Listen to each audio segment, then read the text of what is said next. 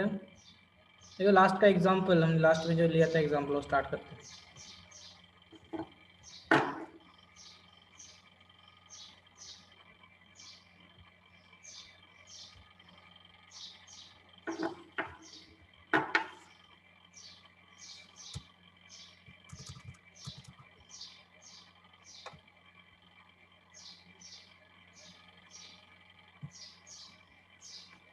Examine for linearly independence or depends for the following set of factors. Okay, common question है सबके लिए, सब question के लिए, और इसमें ये फर्स्ट एग्जांपल मैंने लिया है। बी जो 3 है, ये जो फर्स्ट है वो क्या है, वेक्टर्स है, ए वेक्टर्स है, ए वेक्टर्स, क्योंकि एक ओनली क्या है, रो मैट्रिक्स है। ओके, रो मैट्रिक्स है तो उसे हम क्या कहते हैं, वेक्टर्स।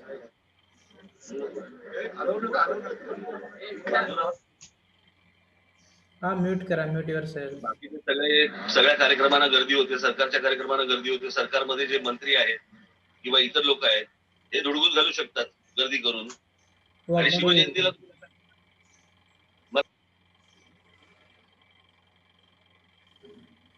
ओके, हे काय आहेत, रो मॅट्रिक्स आहेत. रो मॅट्रिक्स म्हणलं की आपण, row matrix is nothing but factors. Okay,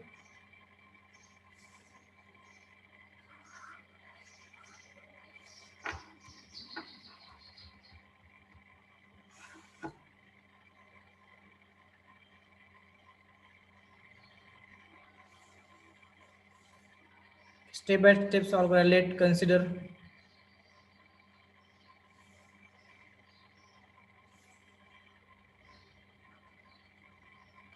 late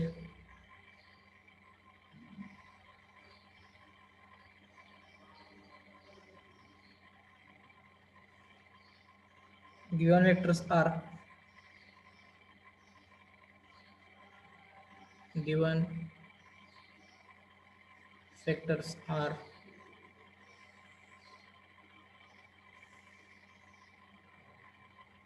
x1 is equal to 3 2 4,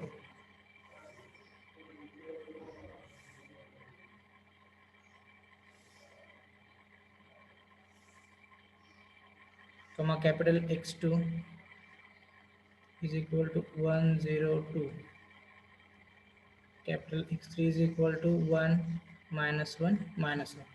ये क्या वेक्टर्स है, के x1 x2 x3 x4, sorry x3 पर्यंत. Okay, next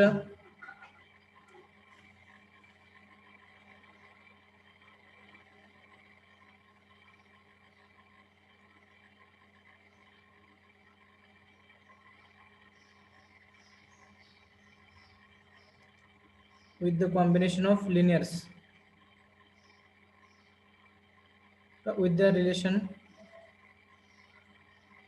relation of factors and constants, k1 x1 plus k2 x2 plus k3 x3 is equal to 0. Equation number 1 आपण consider करतो k1 k2 k3, k1 x1 plus k2 x2 plus k3 x3 is equal to 0.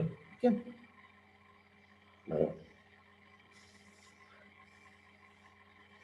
next with the matrix form put these values k1 3 2 4, matrix form मध्ये घ्या. Okay, k2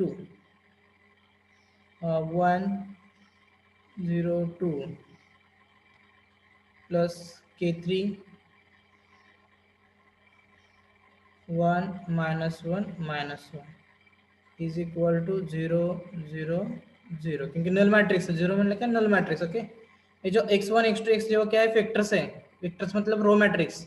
रो matrix मध्ये मी consider केलेला, रो matrix consider केला. हा square bracket मध्ये, in square bracket there is a row matrix. Next simplify this equation relation. How to simplify it? 3k1 2k1 4k1 plus 1k2 0k2 plus, sorry,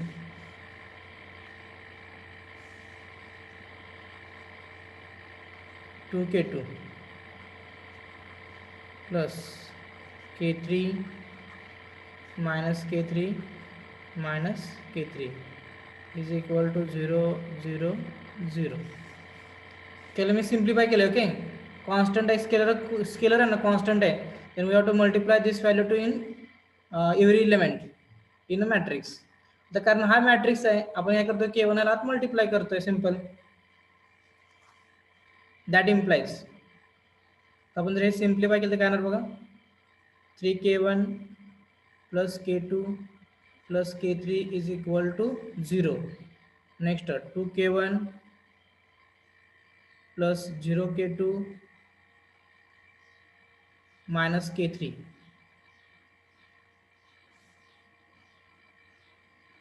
is equal to 0. आपण relation घेतलं, okay, separate. First column, first column, second column, next third column.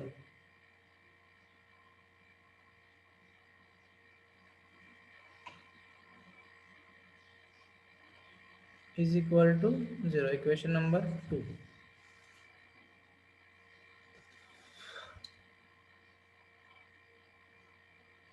इथपर्यंत काय doubt आहे, काय करायचं बघा, simple. First consider given vectors are x1 x2 x3 with the relation k1 is equal to k1 x1 plus k2 x2 plus k3 x3.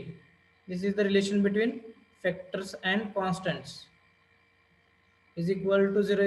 Question number 1, put the values of x1 x2 x3. This is a row matrix, therefore we have to put k1 into the given row matrix x1 x2 and x3. After that, simplify this. This is a scalar constant, then we have to multiply this value in every element in a matrix. 3k1 2k1 4k1. Similarly k2 0k2 2k2 k3 minus k3. Okay, after that simplify this. 3k1 plus k2 plus k3 is equal to 0. Second row, third row. Okay, as it is. Next with this system in matrix form, we know that the matrix form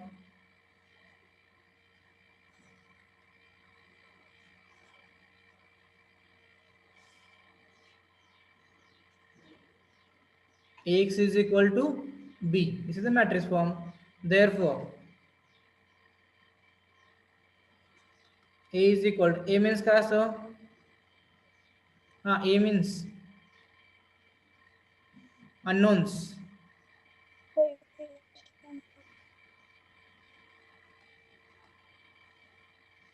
Okay, x means constants. आता हे काय असे, sorry, unknowns. आणि काय असतं, coefficient of unknowns, k1 k2 k3. these are the unknowns. होता याच्यामध्ये example वेगळं असं, कारण ही इक्वेशन आहे, k1 k2 k3 are unknowns and this is the coefficient of unknowns, and here b is equal to 0 0 0. this is a homogeneous simultaneous equation, therefore constant are 0. By इथपर्यंत काय अडचण आहे का, एनी डाऊट, कसं solve करायचं मला इथपर्यंत? हो सर. अडचण आहे ना, कसं करायचं, x1 x2 x3 कन्सिडर करा, त्याला k1 k इम्पॉर्टंट त्यातलं कोणतं पार्ट आहे, हा इम्पॉर्टंट पार्ट आहे बघ. This is the important part in this example, k1 x1 plus k2 x2 plus k3 x3.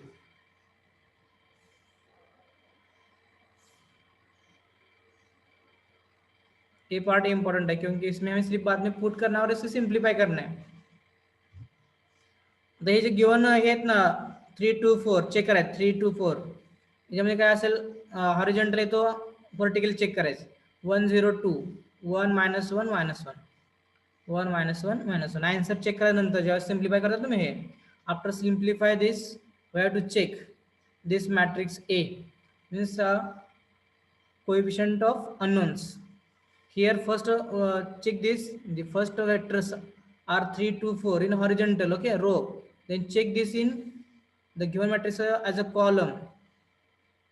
यहाँ पे जो रो मैट्रिक्स है उसको इसमें चेक करना है, कॉलम चेक करना है, और सेम होना चाहिए. ओके, यहाँ पे देखो ये जो रो मैट्रिक्स है इसमें कॉलम होना चाहिए 1 0 2. यहाँ पे जो रो मैट्रिक्स है उसको कॉलम होना चाहिए 1 -1 -1. और यहाँ से हमारे सेम यहाँ से आके हम सेम सॉल्व करेंगे, जैसे इक्लोन फॉर्म में हम सॉल्व करते हैं वैसे ही. ओके, देखो इसके बाद क्या करना है।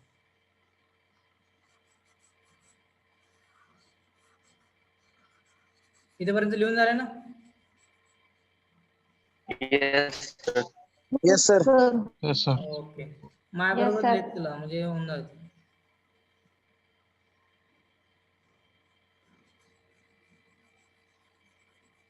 अब हमें इसकी सॉल्यूशन निकालना है इसका. ये होमोजेनियस इक्वेशन है और होमोजेनियस में ऑलवेज क्या रहता है, कंसिस्टेंट रहता है. हमें सिर्फ चेक करना है यूनिक सॉल्यूशन है, इनफाइनाइटली मेनी सॉल्यूशन है, जीरो सॉल्यूशन है, नॉन जीरो सॉल्यूशन है, ट्रिवियल सॉल्यूशन है या नॉन ट्रिवियल सॉल्यूशन है, और चेक करना है. Okay, then consider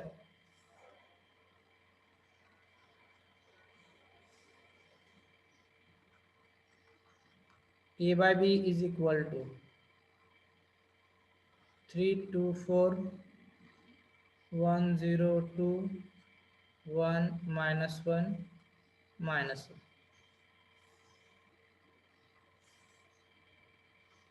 0 0 0. Okay, simplify कर दो, इसके रैंक फाइंड कर दो by using echelon form. Find the rank of given matrix by using echelon form. Echelon form use करने जे मैट्रिक्स रैंक फाइंड करा कळलं.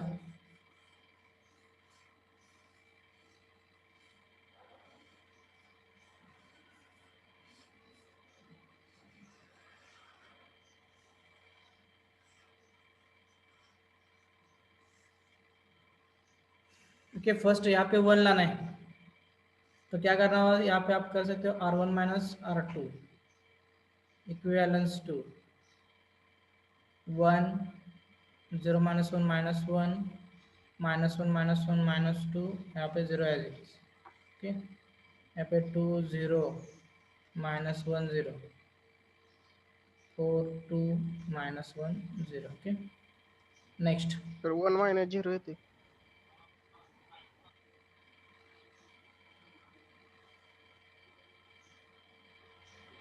हाँ सॉरी, तो प्लस 1 येणार ना, उलट घेतलं मी. 1 माइनस 0 1 1 माइनस 1 0, करेक्ट आहे ना. आता R2 माइनस 2 R1 तर 2 येते तिथं सर. 2 येते तिथं. A1 3 A1 3 ला. हाँ करेक्ट करेक्ट. ओके, वो minus minus plus. Okay correct, thank you.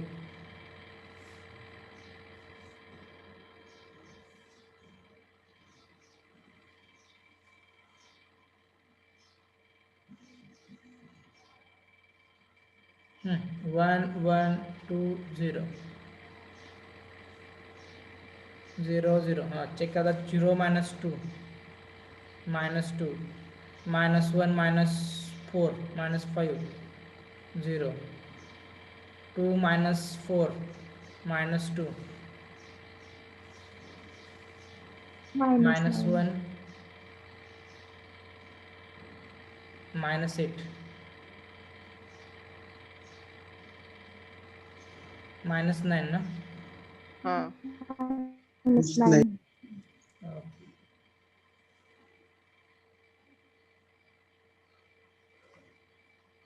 Okay, make this value 0. Just we have to check R3 minus R2. Correct है. अब इसका बोना नहीं अंत नहीं. ओके, यहाँ पे डिवाइड भी नहीं कर सकते आप, यहाँ पे भी डिवाइड नहीं कर सकते, एडिशन सब्ट्रैक्शन नहीं कर सकते. तो डायरेक्ट क्या करो, इसको 0 करना है तो क्या करना होगा, यहाँ पे -2 है, यहाँ पे -2 है, सिंपल इनकी सब्ट्रैक्शन ले लो, एक 0 हो जाएगा.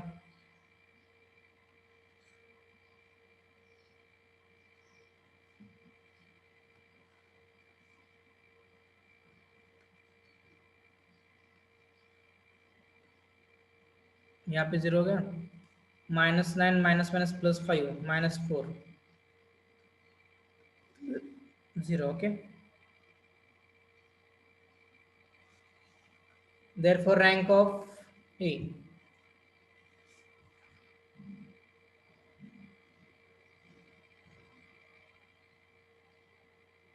The dad check करा. Rank of A is equal to rank of A by always higher answer, because the this is a homogeneous equation. In homogeneous equation, the given equation are always consistent. Okay, हे लक्षात ठेवा. Notes आपण MCQ मध्ये पण आपण हे घेणारच आहेत अजून double. हमें MCQ में भी हम ये बाद में रिपीट करेंगे, लेकिन एक याद रखो, जो होमोजेनियस इक्वेशन रहता है, होमोजेनियस इक्वेशन में ऑलवेज जो इक्वेशन है वो कंसिस्टेंट ही रहता है, क्योंकि उसमें इनकंसिस्टेंट नहीं आएगा, क्योंकि रैंक ए की जितनी होगी उनकी उतनी रैंक किसकी होगी, A by B की होगी, इसलिए therefore rank of A is equal to 3। यहाँ पे देखो रैंक कितनी है, 3 है। नॉन जीरो रो चेक करायचं, non zero row. Rank of A is equal to 3 is equal to काय येणार, number of unknowns.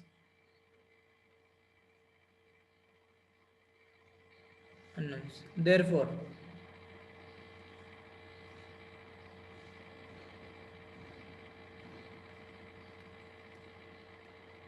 they have unique oblique zero oblique trivial। Homogeneous म्हणलं लक्षात ठेवा, युनिक, झिरो आणि ट्रिवियल सोल्युशन।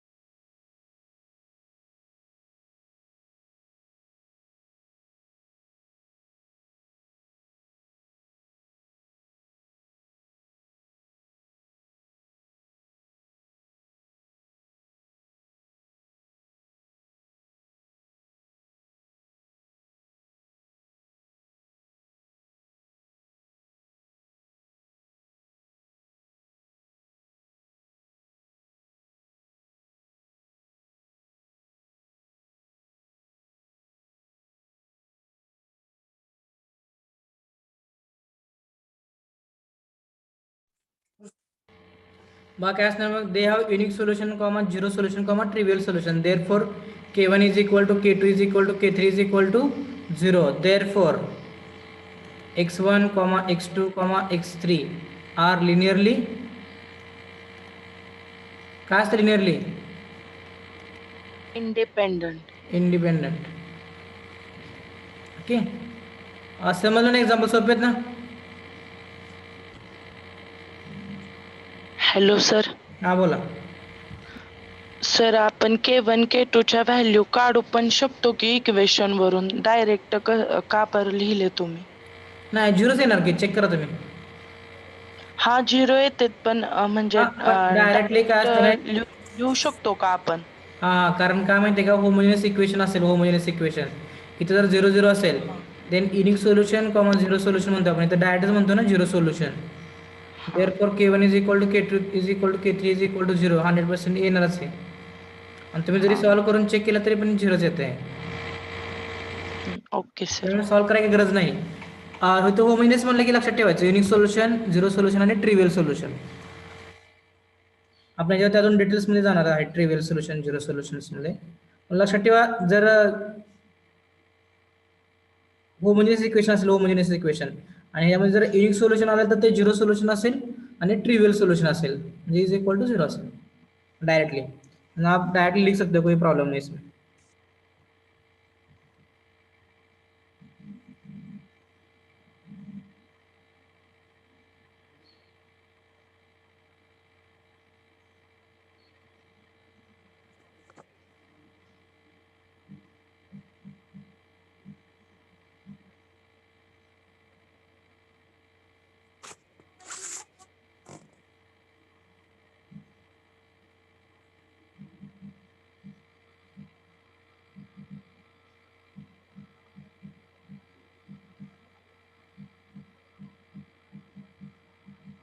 झालं का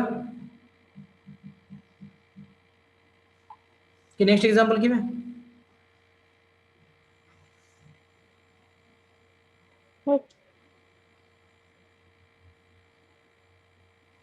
sir ये क्या है सर, ये जीरो ट्राइवल सॉल्यूशन सर?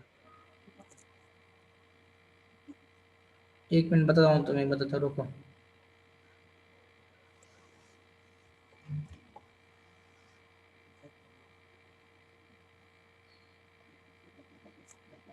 देखो अगर ये होमोजेनियस है ना, होमोजेनियस इक्वेशन, होमोजेनियस इक्वेशन हम कब कहते हैं होमोजेनियस इक्वेशन? देखो फर्स्ट यहाँ से स्टार्टिंग से देखो,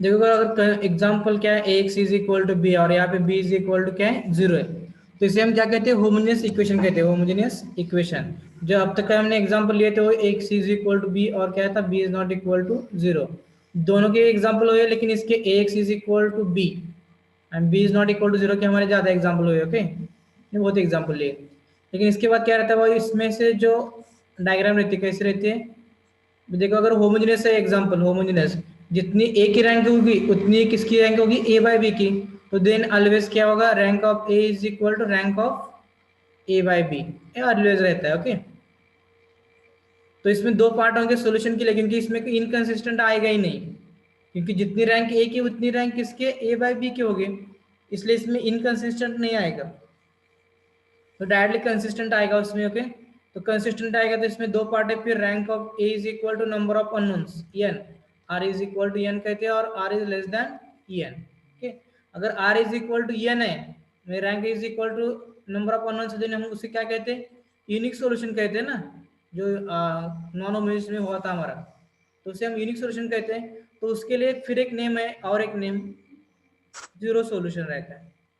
वो किस में रहता है, अगर गिवन इक्वेशन आ रहा है होमोजेनियस, अगर होमोजेनियस है तो उसमें यूनिक एज नथिंग बट क्या होगा, जीरो सॉल्यूशन होगा, उसको ही हम क्या कहेंगे, ट्रिवियल सॉल्यूशन, ये भी हम उसको कह सकते हैं ट्रिवियल सॉल्यूशन।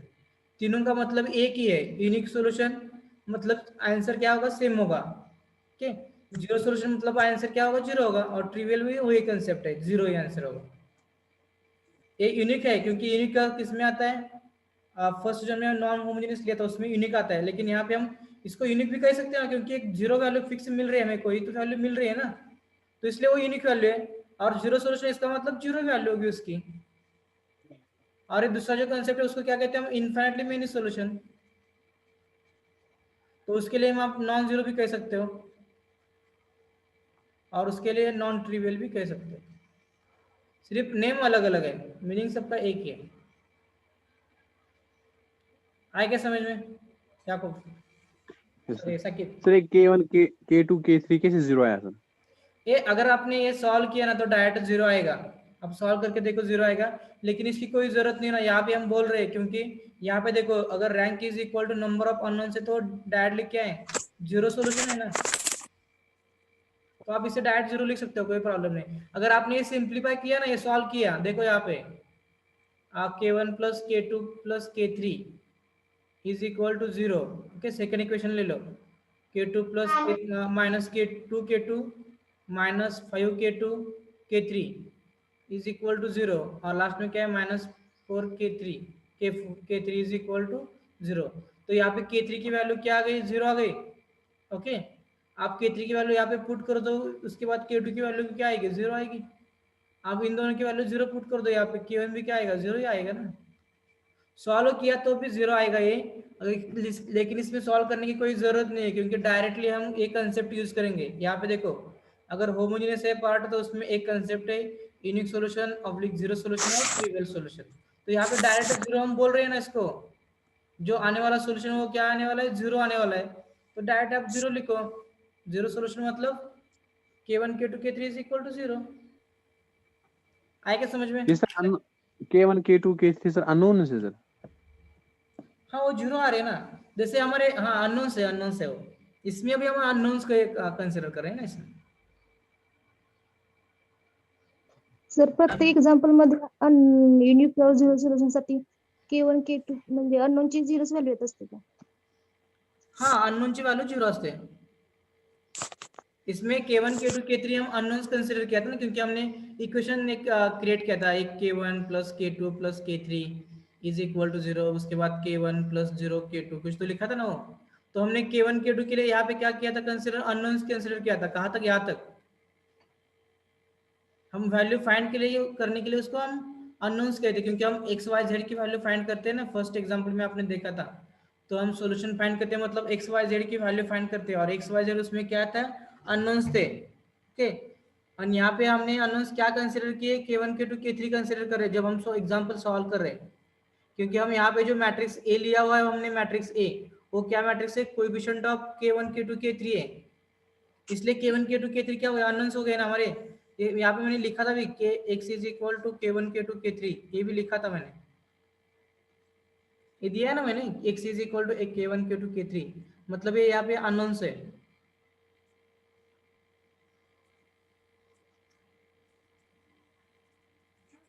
एक्चुअल में वो कांस्टेंट है, लेकिन हम उसको अननोन्स क्यों कह रहे हैं, क्योंकि हमें उसकी वैल्यू फाइंड करनी है, और उसकी वैल्यू फाइंड करने के लिए उसको अननोन कहना जरूरी है ना। और उसकी वैल्यू फाइंड करने के बाद इसकी वैल्यू अगर जीरो आ रही है तो क्या है, वो लीनियरली इंडिपेंडेंट है, और इसमें से एक की वैल्यू जीरो नहीं आ रही तो लीनियरली डिपेंड है। वो हमारा कंसेप्ट है, इसके बाद का कंसेप्ट है वो। आप बोल रहे हो कि यहाँ पे भी अननोन्स आ रहे हैं और ये भी अननोन्स है, ऐसा नहीं है, सिर्फ हमें यहाँ तक चेक करना है, यहाँ तक K1 K2 K3 अननोन्स है, लेकिन इसके बाद इस टाइप इसके लिए एक K1 K2 K3 क्या है, कांस्टेंट है, कांस्टेंट, क्योंकि हमने वहाँ पे लीनियर कॉम्बिनेशन लिया था K1 X1 plus K2 X2। अब इसलिए कंफ्यूज हो रहे हैं आई थिंक।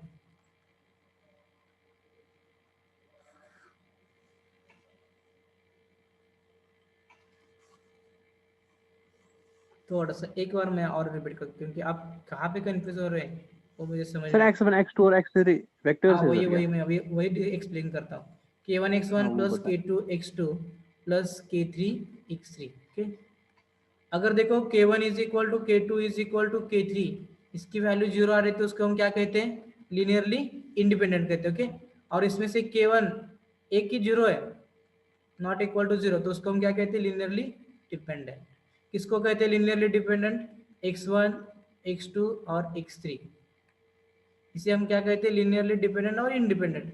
अब समझो, आपको क्या करना है, देखो ये K1 K2 K3 की वैल्यू हमें फाइंड करनी है। ओके, देखो कंसेप्ट, K1 K2 K3 की वैल्यू हमें फाइंड करनी है, एक्चुअल में वो कांस्टेंट है, यहाँ पे कांस्टेंट है वो, कोई बात नहीं, लेकिन हमें वो कांस्टेंट की वैल्यू चेक करनी है, वो 0 है या 1 2 3 है या 4 5, कौन सी वैल्यू है वो चेक करनी है। तो उसको चेक करने के लिए क्या करना होगा, हमें इक्वेशन कंसिडर करना होगा, यहाँ पे X1 X2 X3 की वैल्यू पुट करके इसको फिर हमें अननोन्स में कन्वर्ट करना होगा, जैसे हमने लास्ट लेक्चर में लास्ट एग्जाम्पल में किया था। तो यहाँ पे देखो K1 plus 0 K2 plus 2 K3, ये लिखा था ना हमने, K1 minus K2 minus K3 is equal to 0। तो इसमें कंसेप्ट देखो, यहाँ पे जो एक्चुअल में एक कांस्टेंट है, लेकिन हम उसको कन्वर्ट कर रहे हैं, क्यों कन्वर्ट कर रहे हैं, क्योंकि इसकी हमें वैल्यू निकालनी है, इसलिए हम उसको अननोन्स में कन्वर्ट कर रहे हैं, अननोन्स में। और उसके बाद अननोन्स के बाद करने के बाद ही समझ में आएगा कि इसके आंसर क्या मिल रहे हैं हमें, K2 K3 is equal to 0 मिल रहा है ना डायरेक्टली, क्योंकि होमोजेनियस है, और rank is equal to number of unknowns आ रहा है, तो इसका मतलब वो यूनिक सॉल्यूशन है, उसको हम जीरो सॉल्यूशन कहते हैं, उसको ही हम ट्रिवियल सॉल्यूशन कहते हैं। पूछो और डाउट कुछ हो। म्हणजे सर युनिक सोल्युशन मध्ये अननोनची व्हॅल्यू झिरोच असते. राईट राईट राईट, हां मग ते दिलंच ना, unique solution oblique zero solution oblique trivial solution, तिन्हीचं मिनिंग एकच आहे. कधी, होमोजिनियस मध्ये. जर गिवन इक्वेशन होमोजिनियस असेल तर युनिक सोल्युशन, त्याला जो ऑब्लिक तुम्ही झिरो सोल्युशन म्हणू शकता, त्याला जो ऑब्लिक तुम्ही काय म्हणू शकता, ट्रिवियल सोल्युशन म्हणू शकता. तिन्हीचं मिनिंग एकच आहे. थ्री का मीनिंग एक ही है, यूनिक सोल्यूशन, जीरो सोल्यूशन और ट्रिवियल सोल्यूशन. जीरो सोल्यूशन मतलब सिंपल है, वो यूनिक अननोन्स की वैल्यू क्या होगी, जीरो होगी.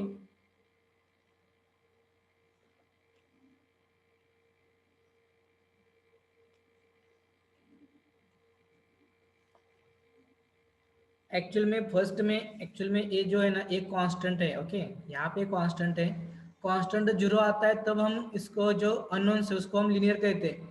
तो हमारे कांस्टेंट की वैल्यू फाइंड करनी, इसलिए हम उस कांस्टेंट को अननोन में कन्वर्ट करते हैं. यहाँ पे उसमें वेक्टर पुट करके उसे हम कांस्टेंट को अननोन कहते हैं, अननोन में कन्वर्ट करते हैं, और उसकी वैल्यू फाइंड करने के बाद वो कंसिडर करते हैं लीनियरली डिपेंडेंट है क्या इंडिपेंडेंट. आपका कंफ्यूजन कहाँ हो रहा है, यहाँ पे तो आप कांस्टेंट को इसको कांस्टेंट बोल रहे हैं और आप यहाँ पे वैल्यू फाइंड कर रहे हैं, तो वो ऐसा नहीं, हमें कंसेप्ट के लिए क्या चाहिए, K1 K2 K3 की वैल्यू चाहिए, इसलिए हम K1 K2 K3 को कन्वर्ट करते हैं, किसमें कन्वर्ट करते हैं, अननोन्स में कन्वर्ट करते हैं। इतना ही रखो याद। आया क्या समझ में, कुछ आ रहा है क्या नहीं आ रहा है साकिब? यस सर, आ रहा है। सिंपल कंसेप्ट है, कॉन्स्ट एक्चुअल में वो कांस्टेंट है, लेकिन हमें उसकी वैल्यू फाइंड करने के लिए अननोन्स में उसको कंसिडर करना है। बघा हे जे आहे ना, एक मिनिट हे मी सांगतो, मराठीमध्ये सांगतो थोडंसं. K1 K2 K3 हे ऍक्च्युअल मध्ये असताना काय हे कॉन्स्टंट आहेत, आणि हे जर कॉन्स्टंटची व्हॅल्यू जर 0 असेल तर तुम्ही त्याला काय म्हणणार आहे, लिनियरली इंडिपेंडेंट म्हणणार आहे. ह्या सर्व के पैकी एक जर नॉट 0 असेल तर त्याला आपण काय म्हणणार आहे, लिनियरली डिपेंडेंट म्हणणार आहे. पण हे काय आहेत, आपण कन्सिडर करतोय, कॉन्स्टंट कन्सिडर करतोय. मग ह्या कॉन्स्टंटची आपल्याला व्हॅल्यू फाइंड करायची आहे. मग ती व्हॅल्यू फाइंड करण्यासाठी त्याला काय करावं लागेल माहिती आहे का, आपल्याला कन्वर्ट करावं लागेल. कशामध्ये कन्वर्ट करायचं, त्याला अननोन्स मध्ये कन्वर्टर करायचं. अननोन्स मध्ये कन्वर्ट केलं की त्याची आपल्याला व्हॅल्यू मिळते. मग ती जी व्हॅल्यू मिळाली त्याच्यावर ठरवा मग ते लिनियरली डिपेंडेंट आहे का इंडिपेंडेंट आहे. आणि मी डायरेक्टली 0 का घेतलं, कारण आपला कन्सेप्टच काय आहे, युनिक सोल्युशन, त्यालाच काय म्हणतो आपण, ऑब्लिक 0 सोल्युशन म्हणतोय, त्यालाच आपण काय म्हणतोय, ट्रिवियल सोल्युशन म्हणतोय. तिन्हीचं मिनिंग एकच आहे, युनिक असेल, 0 असेल किंवा ट्रिवियल असेल, म्हणजे के ऑल के काय असणार आहे, 0 असणार आहे.